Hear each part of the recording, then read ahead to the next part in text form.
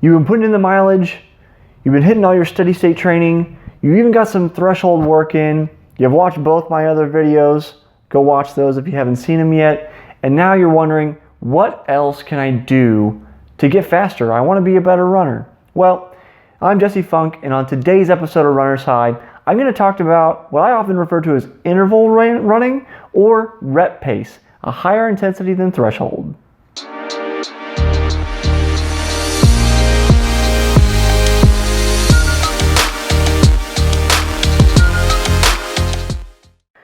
If you watch my other two videos, you know that all those training zones occur 85% of your max heart rate and below. So everything I'm going to talk about today is 85% all the way up to completely maxing your heart rate out.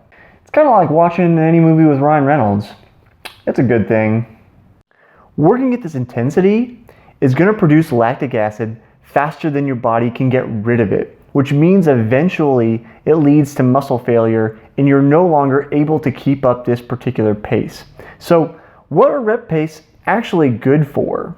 First, I should say, don't take on this kind of training if you're not already somewhat comfortable doing the lower pace training. You can get injured much easier when you're working near max capacity if you aren't already trained through the lower intensities. There's a few things you can gain from working at this rep or high interval pace, and the first of them actually is increasing your max power output.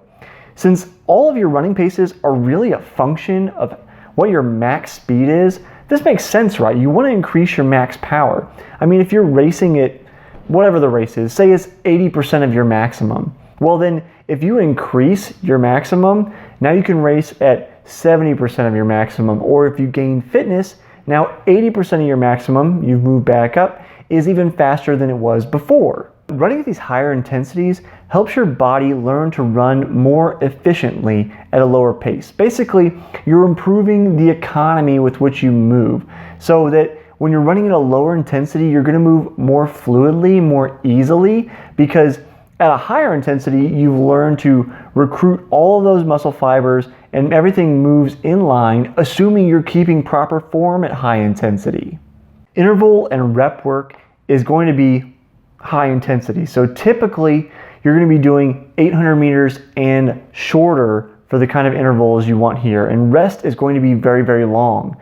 So if you've never done interval work before, I might suggest even just starting out with 100 or 200 meters and trying that out, doing repeats of those to see how you feel. Rest is going to be much higher than anything else we do.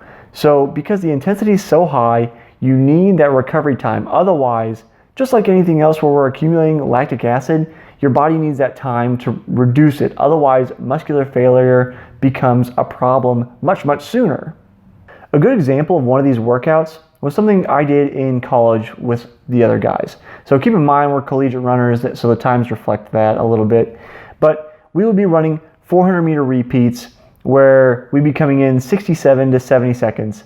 Me in the back around 70 seconds because, as I've mentioned before, my connection to force and force production sucks.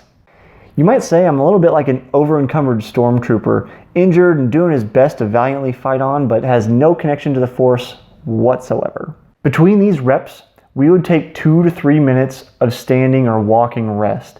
And because that intensity is so high, like I mentioned, you need to have that extra time to clear out the lactic acid so you can continue to do these reps. Since your whole goal is both to increase max power and increase running economy at lower speeds, you don't want to produce muscle failure early on. You want to continue to be able to do these reps over and over again. So here we are at the end of my 3-part mini-series within Runner's High. As always, subscribe to the channel. But I'm wondering, what do you want to know about running? What do you not know that you can't seem to find an answer to? Let me answer it for you, and I'll see you next time on the next episode of Runner's High.